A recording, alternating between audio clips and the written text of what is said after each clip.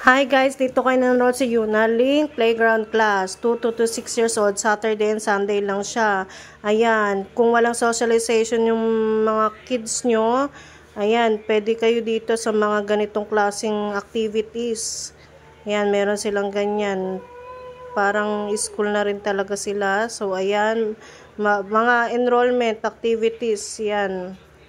Tapos may makikita kayong therapy. Ano to? Hindi ko alam kung para saan to kung physical, occupational, or speech therapy. Hindi ko po alam. So, tanongin na lang sa kanilang page. Tapos, meron kayong makikitang ganito. Ayan, pwedeng picture-picture sila dyan. Kabit natin, balik natin. Tapos, si Yuna, syempre, dito siya nag-speech therapy. Ayan. Tapos may SPED tutorial dito at saka academic tutorial. Ayan.